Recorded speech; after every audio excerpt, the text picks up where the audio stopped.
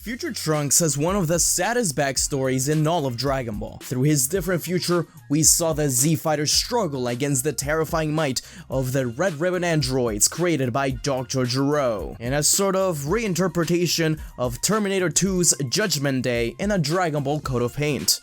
And a lot cooler in my opinion. One by one, the Z Fighters fell, Krillin, Piccolo, Tien, all of them gone from this world. Worst of all, with Piccolo's death also came Kami's, meaning the Dragon Balls were no longer usable. Where was Goku this whole time? Well, he had died from a heart virus not long before. But two heroes remained, Gohan and Trunks, the last remaining super warriors to defend Earth. Though Trunks was obviously not a fighter at first since he was just a baby. But despite his young age, Trunks trained hard daily with future Gohan, eventually unlocking Super Saiyan thanks to his master's training, if you read the manga. If you instead, like most of us, watched the anime, then you saw Future Trunks instead get Super Saiyan because of Gohan's death.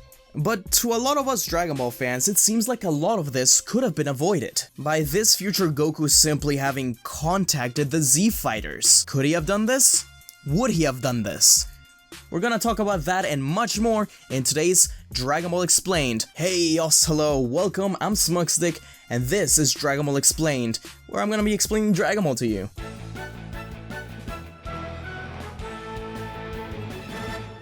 The afterlife in Dragon Ball is not exactly like other fictional universes, as great heroes are often allowed to keep their bodies in order to keep training and even communicate and travel between realms under special circumstances. This can be done in many ways, as Kaio-sama or King Kai can help someone communicate by simply having a hand on his shoulder, like when Goku asked Roshi to revive him, Piccolo telling Gohan and Krillin to revive him on Namek, and Goku telling Gohan that he'd visit for the next World Tournament. On the other hand, Uranai Baba can bring people to their living realm for a single day with Enma Daio-sama, aka King Yeman's permission. That old witch?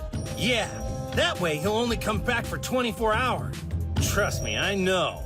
She did this with Grandpa Gohan in the original series, Goku and Vegeta during the Buu Saga, and most recently Frieza during the Tournament of Power. So why didn't Goku or King Kai at least contact Earth to tell them about, I don't know, the Room of Spirit and Time? Did King Kai and Goku not notice? Well, according to Super, there are only 28 inhabited planets in Universe 7, so King Kai really doesn't have that much to look after, especially with the other coordinate Kais around. And after the Z Fighters died, wouldn't at least one of them go visit King Kai and tell him about what's happening? Well, the most obvious explanation for this is that Goku died of natural causes, not during battle, which is why he didn't get to keep his body. The first two times Goku dies, he keeps his body for very specific reasons. The first time, Kami requests his body to be saved so he can train with King Kai. The second time, when he sacrifices himself against Cell, he specifically states that he was given special treatment because he sacrificed himself for Earth. Regular people and bad guys just become souls. This implies that since Future Goku didn't sacrifice himself when he died the second time and instead died of natural causes, he did not get to keep his body and simply went to heaven. With that being said, there are instances of characters dying of natural causes but keeping their bodies. In specific, the Grand Elder from Namek. Once he died, his body went away, going along with him to Otherworld. Though he wasn't a fighter, so I doubt he kept it for that. I think it's more of an Obi-Wan thing. Also, it's worth noting that there is a panel in a bonus Dragon Ball Super chapter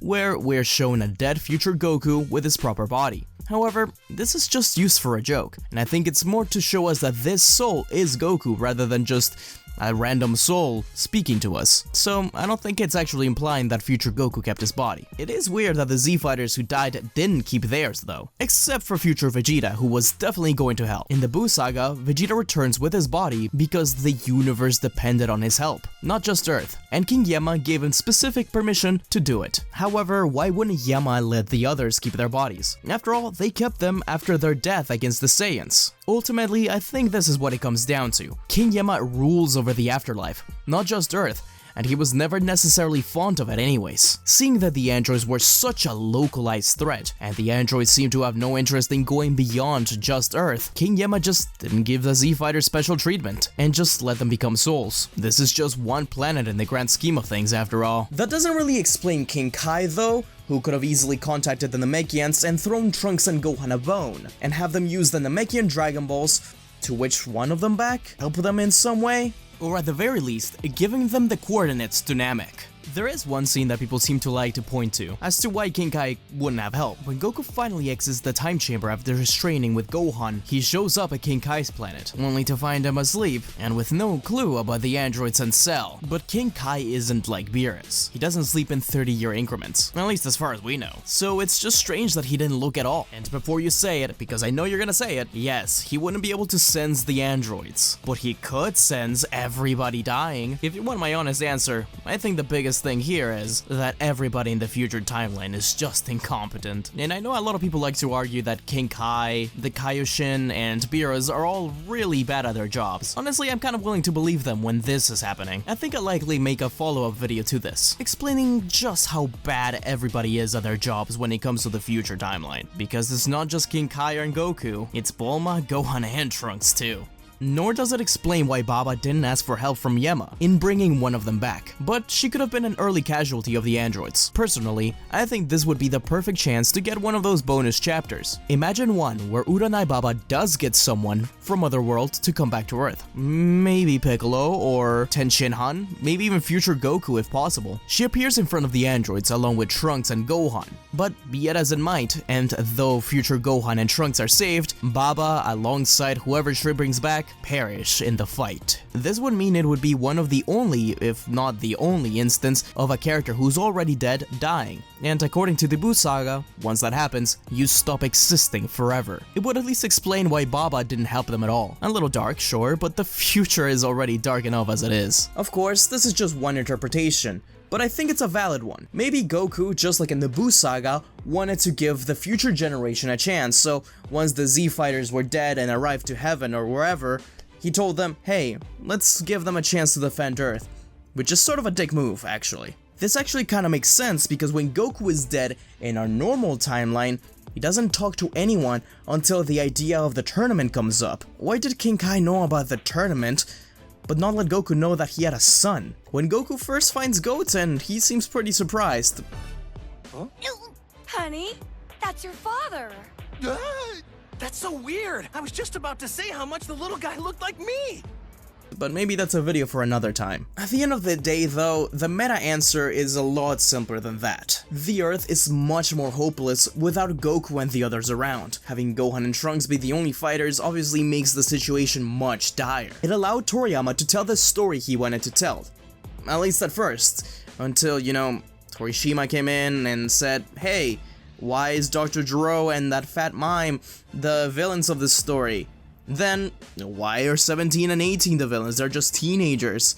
Why is Cell so ugly? Either way, we got a fun story out of it. But maybe that's another tale for another time. Thank you so much for watching, guys. I'm SmugStick, and I hope you join me again for another Dragon Ball Explained. See ya!